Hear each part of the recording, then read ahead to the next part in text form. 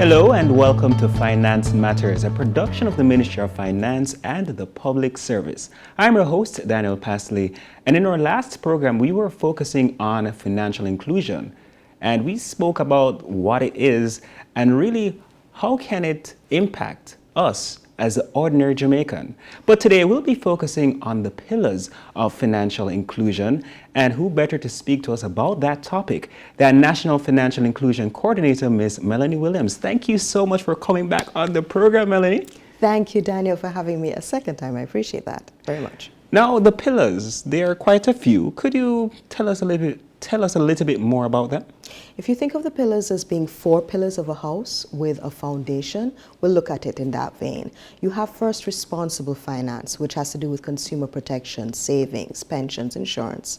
You also have financial access and usage, which is how do you gain greater access to credit? How do you make payments? You have also financing for growth, or housing finance, or MSME finance, or agricultural finance. And you have the supporting infrastructure, which seeks to allow the development of, if you will, pipelines or the plumbing to have greater flow of information and finance to and from the various sectors. So that's what we're all looking to achieve. And of course, we have financial resilience, which looks at long-term planning. How do we empower our consumers or citizens with the information they need to actually plan for different events throughout their life cycle, if you will. Planning for education, planning to acquire a home, planning for retirement. All of those elements are part of what we seek to achieve with financial inclusion. All right, let's zone in on some of those pillars. So the first one, tell us a little bit more about that one. Okay, if you look at responsible finance, what that is really saying to the Jamaican consumer is that we know that when you engage in interactions with financial institutions, you need the information to make proper decisions about what product is best for you.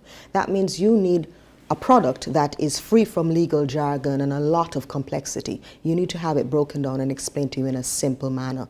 How do you actually have a negotiation for a loan? How do you calculate the interest payable on each repayment of a loan? And when you have a difficulty, how do you obtain some measure of assistance, if you will, in terms of handling your complaint and resolving your complaint? So think of it in that vein. That's what we're looking at. If you think of financing for growth, zeroing in on the agricultural sector, and of course our micro and small and medium-sized enterprises, what you're really about is, whether you're a small farmer or you're an investor, you really want to know, okay, how can I obtain credit to meet the needs of my business, right, so that I can facilitate production in a timely fashion? Rather, if you're looking at the issues to do with responsible, well, we touch on responsible finance or financial resilience, you want to know about your saving products that are best suited for you. If I put my money in the bank, am I going to have to deal with, after a particular period of time, my account will become dormant, and what does that mean for me? How do I access it? How do I reactivate it? What do I have to do? How do I open a bank account? What do I have to present in order to do that?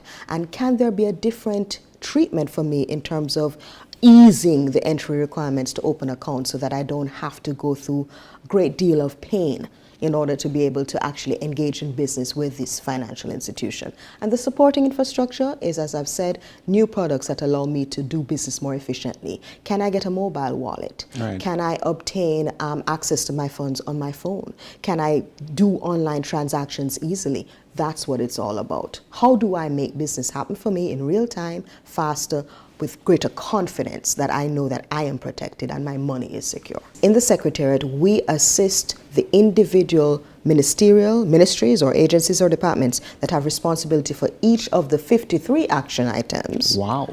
By bringing them together with other team players, other members of the network that we spoke of last week, and they actually engage in discussions and create the policy in a collaborative way with the private sector and with non-governmental organizations that represent the interests of the consumer. So you develop that policy as part of a broader approach of consensus. And we facilitate training, we facilitate engagement with the public, we also facilitate ongoing consultation. The policy is produced, it is then handheld by the relevant ministry and directed through cabinet, or if it is a policy that will result in immediate product development, that is then taken on board by the entity, such as Development Bank of Jamaica, and they craft the product design so that they can now engage with the public and immediately start bringing the micro entrepreneur, bringing the small entrepreneur into contact with them so that they can empower that person.